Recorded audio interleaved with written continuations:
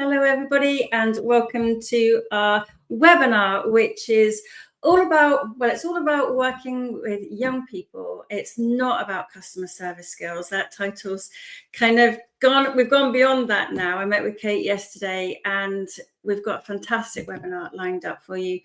And Kate from Nottingham College is going to be here telling us how Kate and her team and Nottingham College are really taking the bull by the horns and looking at ways in which they can engage young people to really think about their future.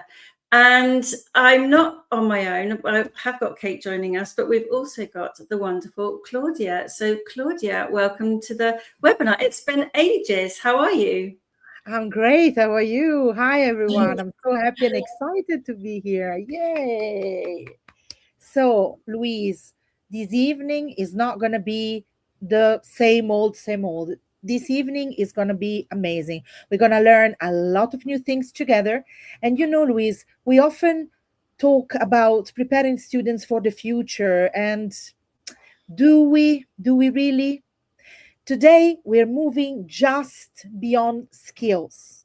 Today, we are here to explore how immersive simulations and student-led gallery and things like that can help young people bridge the gap between their potential and the professional world, one digital artifact at a time. So I'm super excited about that.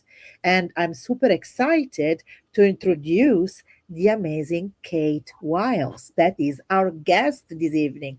Hi, Yay. Kate. Hi, Kate. Hello. Hi, everybody. Hi, Louise. Hi, Claudia. How are we doing? Look at that immersive room that you're in. I know. Immersive room. And that's a bit of Van Gogh going on there. It is. I'm lucky enough to join you from Nottingham College's immersive classroom. So I thought this would be a really nice place to actually have a chat about this webinar and introduce you to some of the experiences that we've been using at Nottingham College. It's also got fantastic aircon, not being biased, but at the minute in the UK, woo, it's a little warm. So I thought I'd immerse myself in the wonderful world of Van Gogh for you this afternoon. So, yeah. That's amazing. Yes, it is a bit of a heat wave everywhere. I'm up in Scotland, so it's just like a very special summer. But my heart goes out to everyone that's struggling a bit. I do have a very hairy dog who's struggling, though, a little bit. Yeah. So if you are just joining us, a big welcome. Thank you so much for giving up your precious time. I guarantee it won't be wasted when you hear what Kate has been doing at Nottingham College. Please do say hello in the chat. Please put in where you're from. We love seeing where you're from. And of course, any questions. And if you've attended any of our webinars before, you'll know that we don't just leave the questions to the end. We make sure that we answer your questions as we go. For example, Simon wants to know if you've got air conditioning, Kate. Yes, I have. It's fantastic and I'm loving it. Even though we were talking about hair and my hair just goes out in this kind of weather. But in here it is lovely. So hopefully my brain will work properly for this webinar. Yeah. So please do keep your questions coming in the chat, and Claudia and I will be making sure that we answer all the questions as well. And don't forget that if you have any support questions or any account related questions, you can always email Ivan, support@thinglink.com. And we will send you an email after the webinar that's going to have the link to the deck and, of course, some other useful and helpful links. So just before we start, I thought it'd be nice to say and ask what's been going on. So, Claudia, what have you had going on in the last few months? Because it's a while since we had a webinar. Oh, yes, a lot going on. So we have to close all the professional development courses in Aosta Valley where I lead them, and then a lot of webinars, a lot of running here and there. Last week I was in London and it was a nightmare. 35 degrees. I wasn't prepared for that because my telephone told me, Claudia, don't worry, it's going to be between 11 and 22 degrees. And silly Claudia believed that. I was dying. 30 pounds in Compede for my poor feet. I mean, that was disaster. When I came home, it was even worse because we're in a huge heat wave. I'm in the middle of the mountains, but it's like hectic and hot and not for the right reasons. So, a lot going on, yes, but something is coming soon for me, so I'm pretty excited. So yeah. Excellent.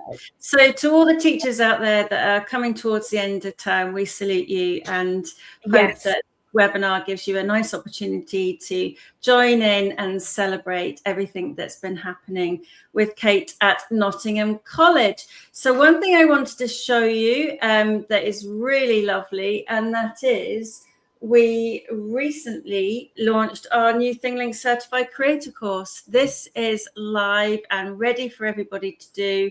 So there are 5 modules in the new ThingLink Certified Creator course, and everything we're showing you tonight, you'll be able to do once you go through. We've got some random people joining the chat. That's on the vertical view, so we'll just get rid of those. But yeah, so there's a new ThingLink Certified Creator course, which you're all welcome to do. It's completely free, and you do get a micro credential certificate, which you're welcome to keep and share. But the purpose of this webinar, of course, was to really focus on the examples that Kate's been able to share. And Kate's been a case study with us before, haven't you, when you launched your Jelly and Lace exhibition? Wow. Do you want to tell us a bit about that? Because that was really special. Yeah, sure. The Jelly and Lace exhibition was quite a large project that was delivered with our fine arts students at Nottingham College. And the purpose behind the project was that they had a little field trip over to Nottingham Castle, which I'm sure some of you have heard. Obviously home of Sheriff of Nottingham, all of our history and things like that. Nottingham Castle is real, it's beautiful, it's the pinnacle of our city, and inside of the castle it's got some fantastic artifacts, it's got a beautiful gallery, and the grounds are absolutely stunning. So as part of an ongoing project for these students, they were invited to go to Nottingham Castle, take inspiration from something at the castle. It didn't have to be a piece of artwork, it could be anything that the castle offers. And then give their own interpretation from the lens of a up-and-coming new artist. Wow. And they produced the most amazing ThingLink that I've seen in a long time that works perfectly well in VR headsets. Here we are. And the whole thing was designed by the students. The images that you're seeing here are 360 photographs of the inside of the castle, and we built the experience together with the educators as well to really capture that exhibition and make it something that we can remember. What really kind of sits with me to this day about that actual experience was that art exhibitions only last for a couple of days, a week if you're lucky, and if you can't get there for whatever reason, you've missed it. You've missed that immersive experience that you would get by physically being there. So we wanted to recreate that completely with our 360 environments, with the work of the students, and Jelly and Lace was born. And it's got a funny title. The reason for the title is that lace is part of Nottingham heritage. We're very well known for our lace factories and our lace production to this day. Obviously Robin Hood and all of that. I'm sure he wore lace at some point. And the jelly part was actually one of the pieces of art that one of our students wanted to embed inside her reaction to the castle. And she used augmented reality to physically place a jelly on top of Nottingham Castle that wobbles. I love it. There you go. Yeah, absolutely incredible. But what I loved about this was that, like you say, it was an everlasting exhibition. Sometimes exhibitions and student showcases only last at best a couple of weeks, but when they're taken down, they're gone forever. But with this, you can go and relive that, and you could even play it in your immersive room that you're in right now, Kate. And we could step back into it as well, couldn't we? So that gives you a really nice flavour of the work that Kate's been doing at Nottingham College. And for those that are just joining us and maybe don't know about ThingLink, it's quite difficult to sum it up in one kind of statement. But ThingLink is now 16 years old. Can you believe it? And it's evolved so much in the last 16 years. But essentially, it helps you take the real world, the places, environments, situations, materials and stories, and bring them to life as immersive and accessible learning experiences. And when we're thinking about, offering these to young people who maybe don't get to explore a place of work because they're restricted from accessing that place of work, whether it's age or location or financial constraints, being able to recreate these and make them fully immersive is just something that's underrated, in my opinion, because you're actually giving someone the experience of that, and it can be experienced any place, anytime, on any device as well. And if you've not seen ThingLink before, this is a really nice example that we've put together, thinking about customer service skills, which was the original title. Now, we see things like this all the time. We see these kind of posters that might be on the wall in a classroom, they might be on the wall somewhere in a lecture theatre or other places.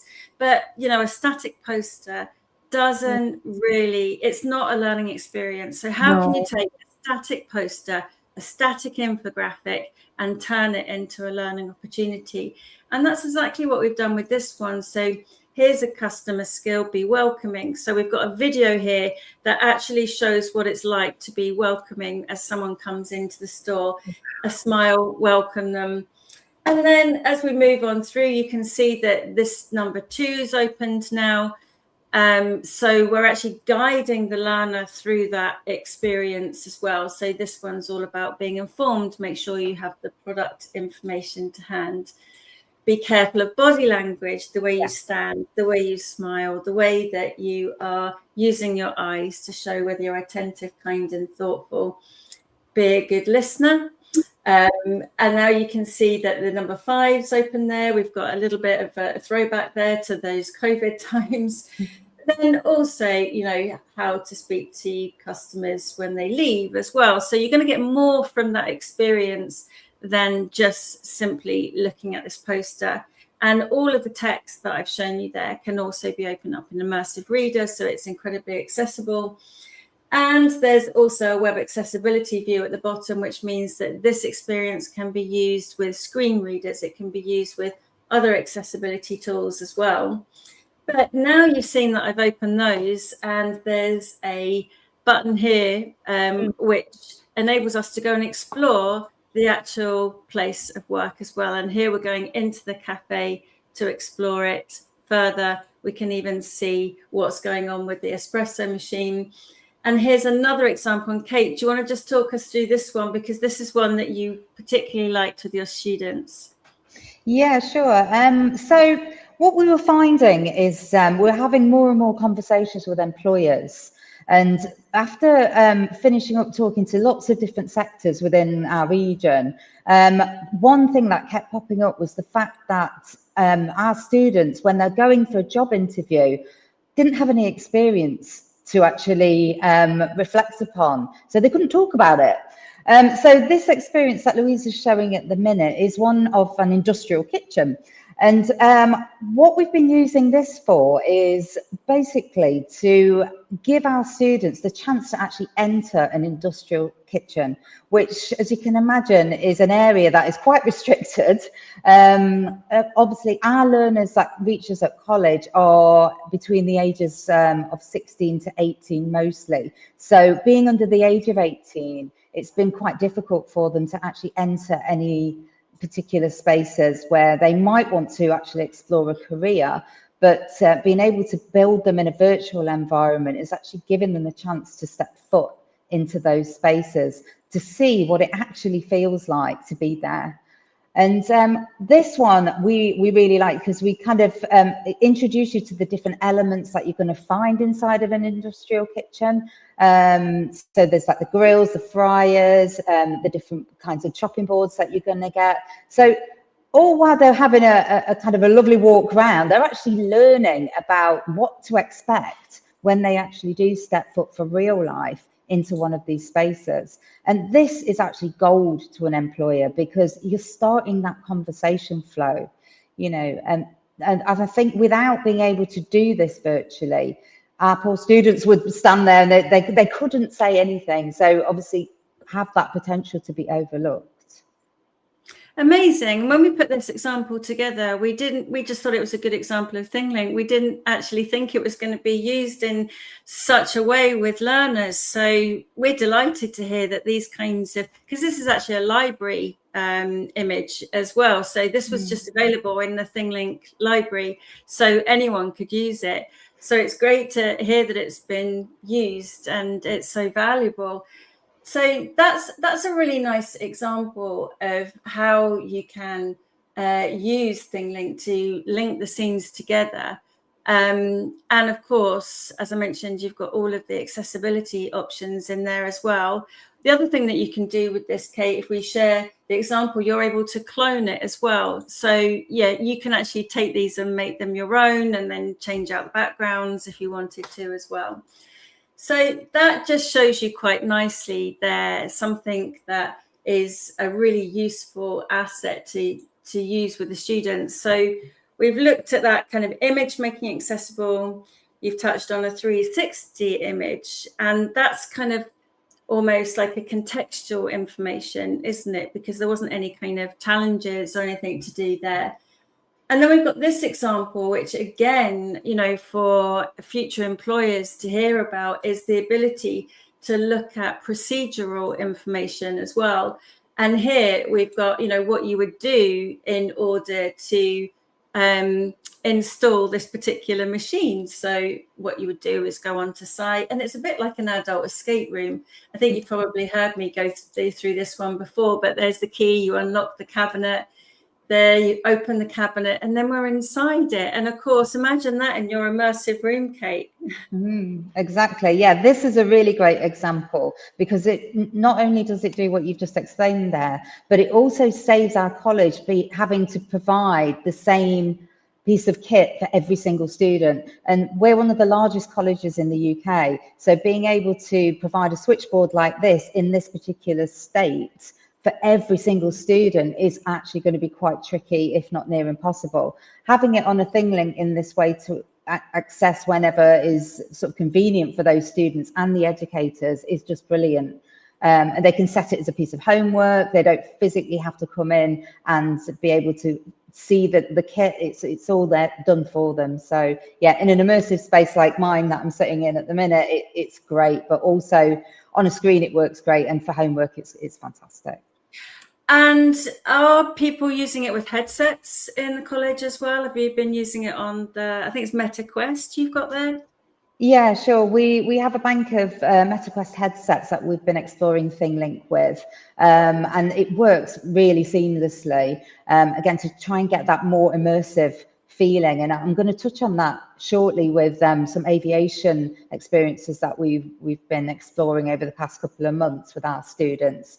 But the 3D models as well, obviously we talked about the 360 spaces, but having a 3D model is so tangible, even though you're not physically touching it, but it feels like you can move it around and you can see the different parts. I think there might be one on it. Yeah, there we go. This kind of experience, you can actually move it around with your hand when you're inside the headset to have a look around that component. So yeah, it really does sort of give you that experience that, oh my gosh, I am actually there. Absolutely. Yeah. I sometimes think that, you know, we think that headsets are maybe quite limiting for people that can't use them, maybe, you know, with prescription lenses. So I think when you try and see the potential for using it across a mix of devices, and, you know, even if you've got an iPad and you are showing that experience, it actually moves with you. So you can have that immersive experience on an iPad as though you were in the kitchen or in that particular water lab there. So there's lots of ways in which you can engage with it. But when headsets work, they do work really well, don't they? They do really make a difference. So I've just gone back to the original deck here, and I know that we've already started calling some of these things out. So we have accessibility that's built in by default, and that's with some of the features that I've shown you just then. But the ability to make your existing materials more accessible as well. So you can upload, whether you've got PDFs, you saw that PDF in that device that you were just looking at, that was actually created to be something that's more accessible than just having a PDF of how to use the instructions. Amazing. So if you have got instructions to things on a PDF, why not try and make them a bit more engaging by creating that immersive experience? And then we've seen, and you're going to show us how ThingLink is being used to support comfort and confidence and understanding. This might be around transitions and becoming more familiar with a school site as well, or a college department. I'm not going to give away too much because I know you've got a fantastic example about that. But also, and I think you summed it up there as well, connecting with learners in more impactful ways. So combining the visuals, audio, text, 3D objects, it can feel much more inclusive and responsive to diverse needs. So let's move on to one of your brilliant examples that you wanted to talk about, which was, and I know that you actually went to a careers fair at the airport. Is that right?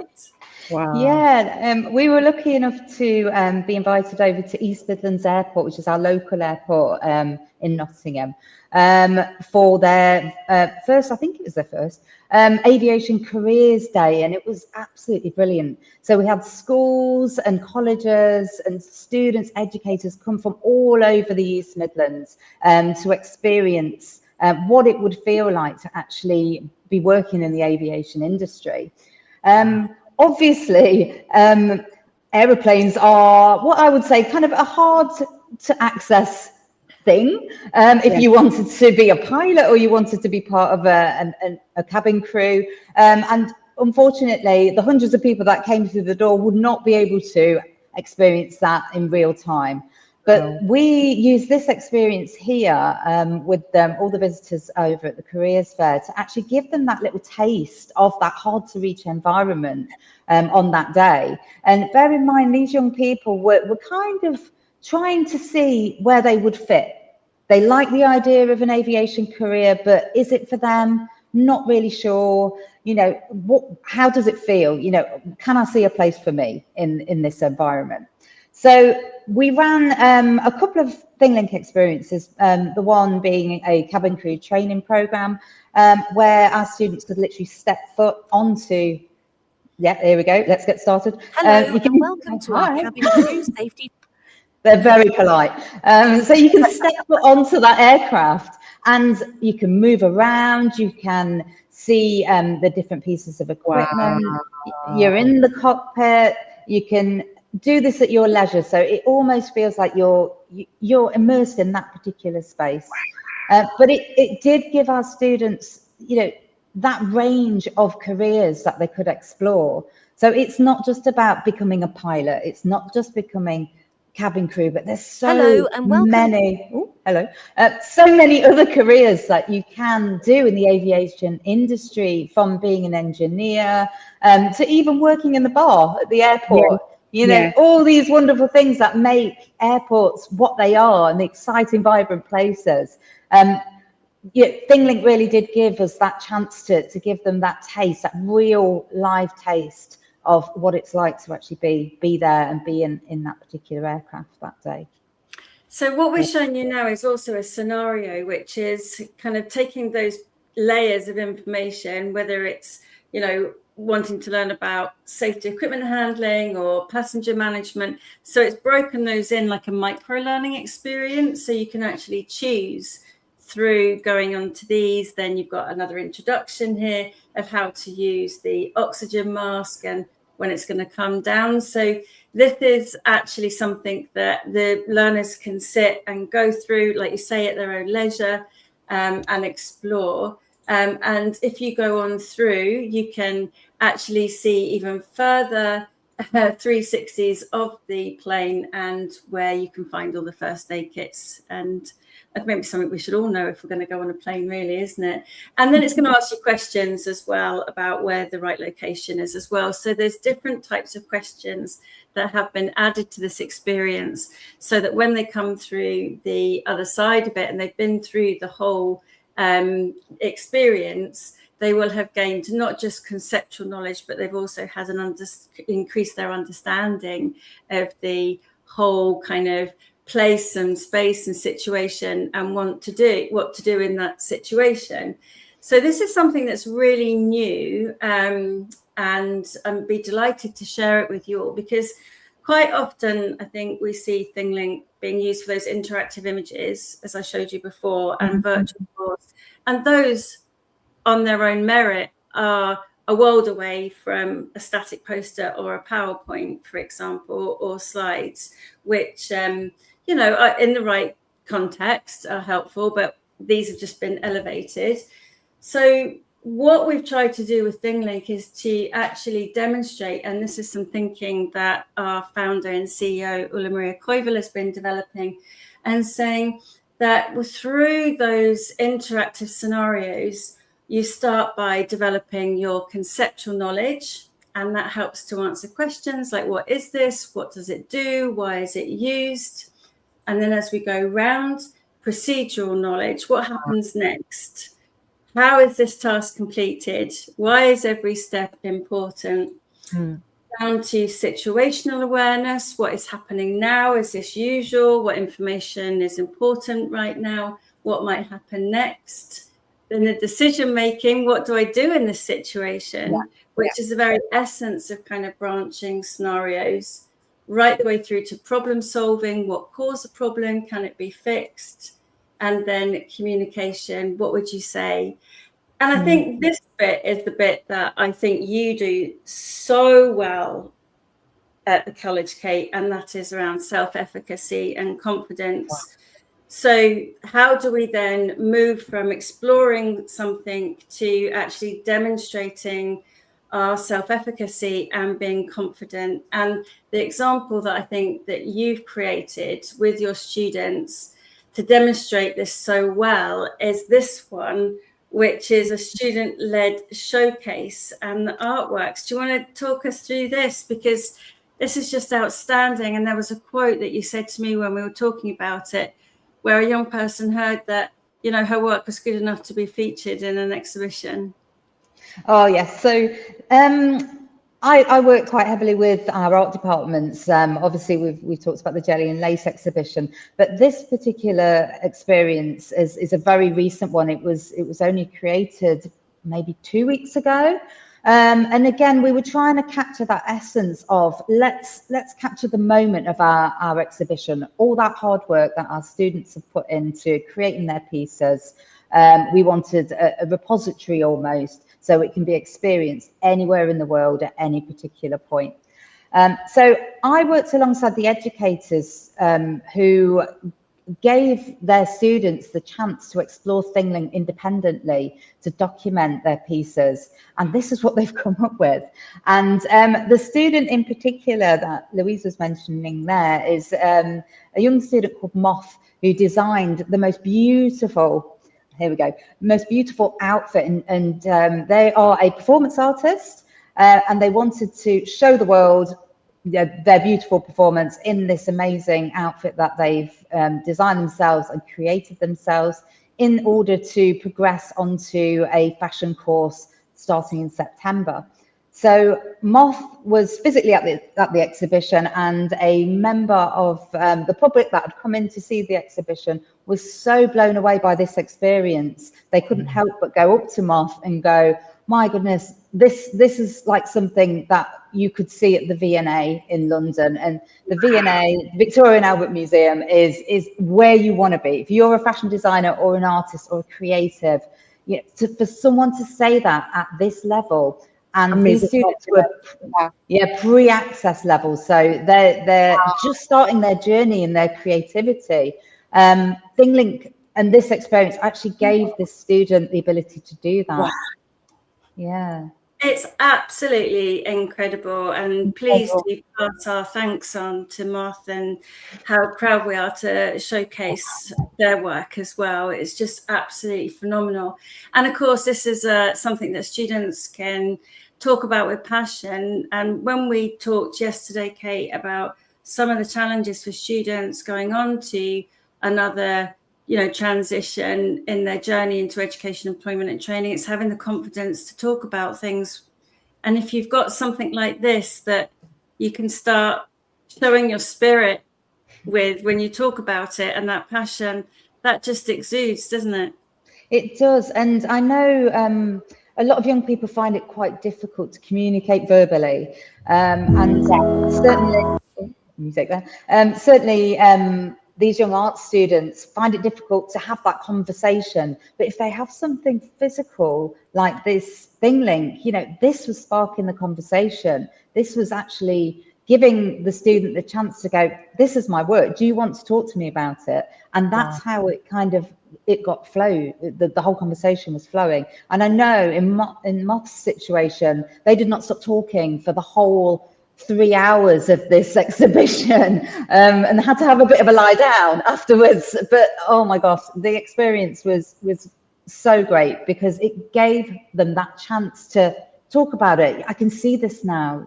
What is this about? That two-way dialogue was actually being developed from this one experience. And I guess, when you look at kind of other media, and I think what you do so well is that, it's not like you've got to rehearse and sit in front of a camera and that's the final product. You can go back and add bits to this, can't you? Or the students can go back and add an image, they can add a video, they can add some text, they can narrate it themselves. So it's actually multi-layered and multimodal, again, sort of leaning into the accessibility angle there that is really making it personalized for them. They can do it whichever way they want to and build it up over time. And it's something that they can keep as well. And they can share. I mean, what we found, we have a lot of international students here in Nottingham, and end of year exhibitions like this one, it's kind of the end product of a lot of hard work. And some of our students' families, they can't be here because they live in a different country. So to be able to capture it in this way and generate a really simple link, QR code, they can send that to their family members who may be in Africa, wherever, and they can talk to them on the phone and they're looking at the same thing. And I think that's quite magical, because it almost feels like they're together because they are experiencing the same work and having that same excitement and looking at the same stuff at the same time. I just think it really does bring that moment together as a family, and us as a college as well, to be able to provide that for our students is just fantastic. Yeah. Gosh, there's so much in this webinar already. When we think about kind of the approaches that you're using, it's real world examples, building confidence, making things accessible, going to places you've never been before. There's so much in there that actually, if you kind of piece that together, that's your strategy, isn't it, in terms of being able to really help young people on their path. It's brilliant, Kate, it really is. So going on to the next one then, and if, by the way, when you get the deck, that I've put the links in there as well, so people can explore those if they want to and take inspiration from them. And this next example, I think, is just phenomenal. So Ian, who's created this, would you like to introduce it? And then we can take a look. Yeah, for sure. So this is an experience that one of our incredibly talented educators at Nottingham College, called Ian Mellor, has created himself. He's a big advocate for digital, absolutely loves experimenting. And what he wanted to do with this experience was to create an environment that he can advertise to our new cohort of students, which will be coming to us this September, to give them the chance to have a look around without physically being in our campus, of our wonderful, wonderful esports arena, which we're seeing here. So this is actually a 360 photograph of that particular space that our students can study in. So we're going through to the next room now. So Ian's been that savvy, because he's brilliant, and put together what it would feel like to be in an esports arena if you were to actually become explore a career in that particular industry, which is a huge industry at the minute. So he's put in his little tags, which is shaped like our logo, just a little, that one, it looks fantastic, to keep on brand. He's given our students, our new students, a little glimpse of what to expect if you were to step into one of these huge arenas. And they are all over the place. We have a concert arena in Nottingham, and I know that the British Esports Association do host their tournaments there. But if you'd never been in that building, it's massive, well, not as big as Wembley Stadium, but it's huge. It could be quite intimidating. But this experience would give our students, that initial introduction to, so that's the stage. So that's the rigging. So what are these people doing? That's the shoutcaster area. So he's given them that taste of, this could be you. If you do my course, you come to our college, you could end up here. And the excitement that is going to instill into anyone that's going to come to us. Here he is. Ian Miller. I will. Oh no, please play it. Ian's put his own voice over his introduction. So he's been able to really engage with his students right from the outset. Before they even get to college, they're knowing a bit more about Ian, what the environment's going to look like. I think that's fantastic. It really is. I do, and I think, and he's, I think by doing this, it's taking away that layer of uncertainty and that layer of fear of starting something new. And young people coming into college, it's a big step, a big transition, especially if you've just come from school. You might not necessarily have got the academic grades that you were hoping for at school, and you want to do well. You come to college, it's a new chapter. By creating something like this that students can view before they've even stepped foot into our esports space or even our campus, they've met Ian, they understand the course, they can see where they're going to study, which is super exciting. But he's also put a few little questions in there, to identify whether this is for you. Yeah, I saw this. So you can put questions in, and here it links through. So it's a conditional transition, so you can learn more about being organized and so it's not just an introduction to the classroom like a virtual tour. It's actually showing all of the modules that the students and the units the students are going to be going through from the outset as well. So that's unit A1, and here we've got A2, what will help you move on to the next step in college. Excellent. And learning about designing and presentation as well. And designing research posters as well. What a fantastic course. I think I want to come to the college and do that. I want to study this course. It's so exciting. And I think it's such a wonderful example of how to make your students at ease with this transition and welcome them to our wonderful college. Before we've even met face to face, they know Ian's a fantastic guy. He's friendly. He kind of looks like that avatar, which is great. But they've got an expectation now, that these are the standards that we're hoping for. Don't be late. This is what you're going to do in your unit. You're going to have a fantastic time in this amazing establishment. Welcome. This is your space. Come to our college. Come and do well. You're going to do well. It's that initial, oh my gosh, this is so exciting. I can't wait for September, which I hope students are thinking. I don't know, but we'll see. With more experiences like this, I'm sure they will do. I'm hoping Ian's actually on this webinar. I hope so. If he's not on it right now, hopefully he'll catch up with the replay as well. So yesterday, you and I were talking, Kate, about some statistics that had come out in the UK, and I can put them into the chat, but there was there's a survey done all the time about young people who become not in education, employment and training, or known as NEET. And I think you and I, we both agree that we don't particularly like the word NEET. but there's been an increase of 89,000 or 55,000 on the previous quarter, 89,000 on the previous year. There's over 1 million young people now aged 16 to 24 who are classed as not in education, employment and training. So these are the very young people that we're hoping will come into the college, and this is your way of actually making sure that those young people are going on to positive destinations. And as a parallel to this as well, of course, there's an increase of the numbers of young people with additional support requirements as well, and additional support needs. So everything we've shown so far on this webinar hopefully will start to make an impact on these figures, but we can't do that alone. It needs people like you who are actually developing strategies to be incredibly proactive.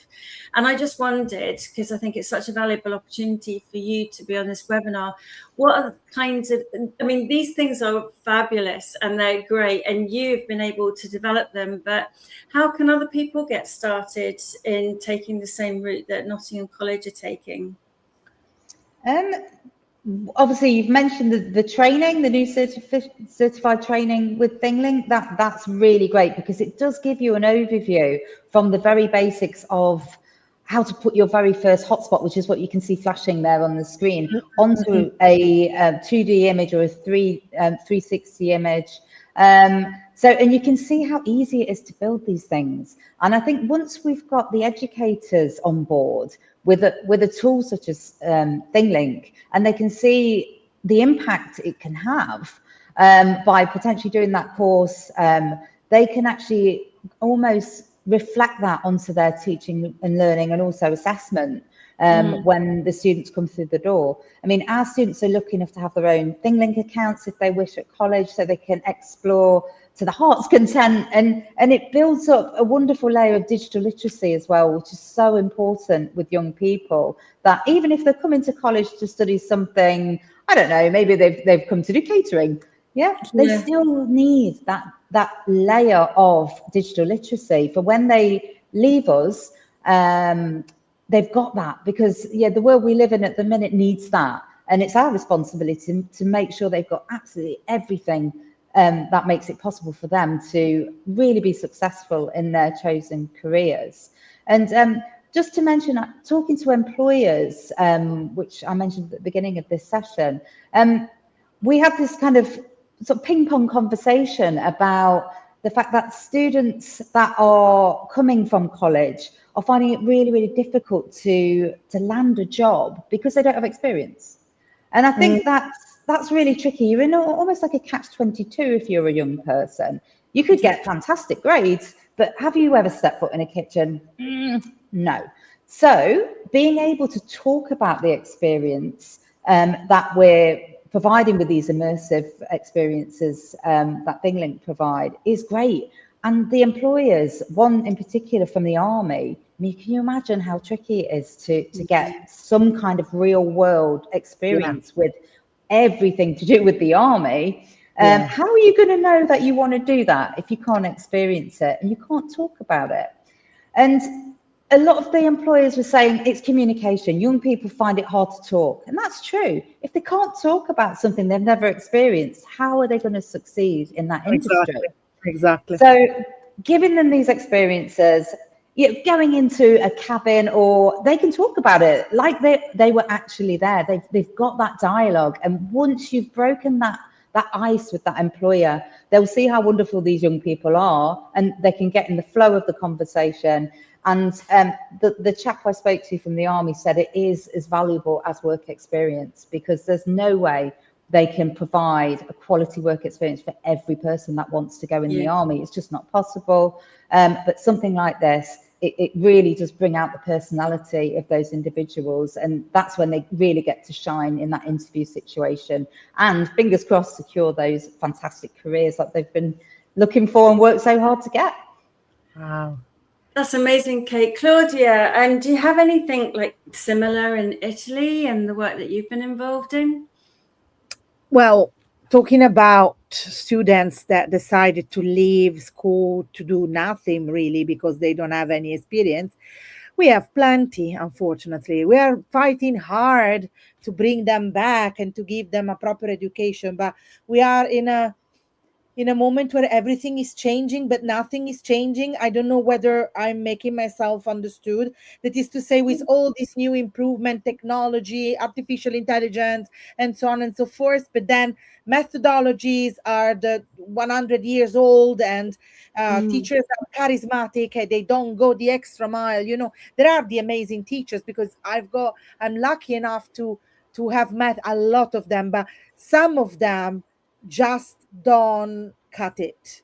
And so it's our duty to help our students to understand what their past is. Maybe it's not, well, studying is not for all, but, to find motivation, to find something that actually allow them to achieve their potential and to be out there and, who knows, maybe become a pilot, or maybe, do something very useful, maybe just work in a kitchen or be a bartender, which is amazing. I wish I'm not. I'm just not. And sometimes there are skills that comes natural to those kids, and we need to nurture them, and we need to find ways like these ones to allow them to understand what is their path and what they would like to do in their life.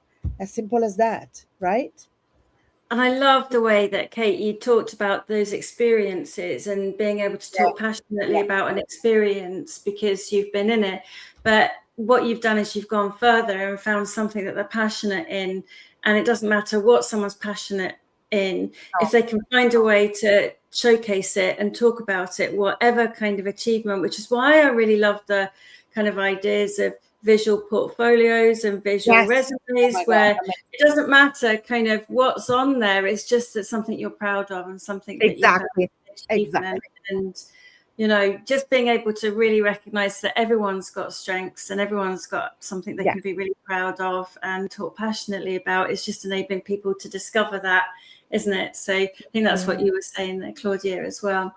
I know that we could talk all day about this, and we invariably do.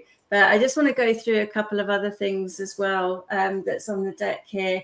So we talked about the kind of different ways in which you're using the kind of immersive experiences. So, of course, people can have that kind of personal immersion. So it's a kind of individual experience.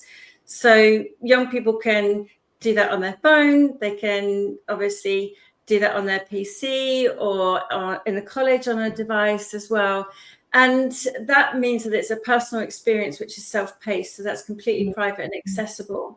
And then, of course, you've got the shared experience, which is where it might be on an interactive projector or a panel or a shared screen so that you can have a shared discussion. And I just wonder, Kate, have you had the opportunity to observe young people viewing and having that kind of shared experience of being that an immersive experience together?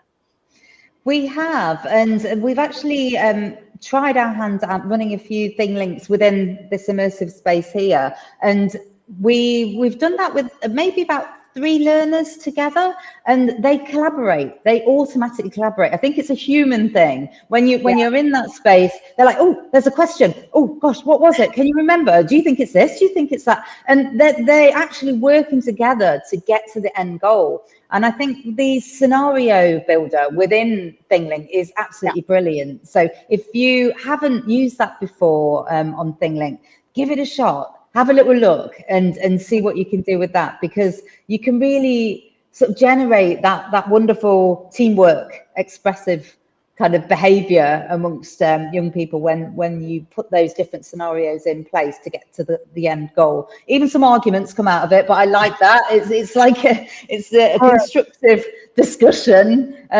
So yeah, we have seen that in our immersive space, but also within our VR headsets, like going back to the recent art show, we had a very large, beautiful screen with the same experience being shown on there, but also within the headset, so people could actually get excited about seeing it on the screen and go, whoa, and have a look in the headset as well. I want to jump into there. But it actually was a catalyst for discussion.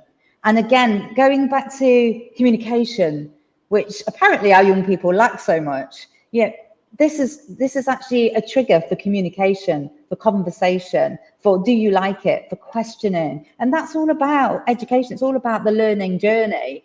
And it's what employers are looking for at the end of the day. Can you talk about stuff? Can you communicate? It really sort of gives that personality the chance to shine, but also sort of sparks curiosity. And curiosity is everything to me. I think with digital technologies, with education, with art, with creativity, it's all about curiosity. And to keep those young people being curious is what it's all about, I think. And so having a shared experience in an environment like this really does help with that, I think. I think it's really lovely when you show the student examples and students can present their showcase like the 360 in the immersive space and see the faces of other students who are experiencing their creation as well, because they could share it with peers and they view it on their device or on a screen, but to actually be in the immersive space and it's a 360 that you've created with your artwork in, and to see people with their smiles and their wows, I think that is absolutely phenomenal and just demonstrates again some of those communication skills, which goes back to the very first slide I show, which is about smiling and greeting and all of those things. And you can't make that kind of feedback up, can you, either, when you see people's faces. So I know that we're coming up to the end of our time, but I really wanted to just show you this as well. So this is the scenario builder that Kate was referring to.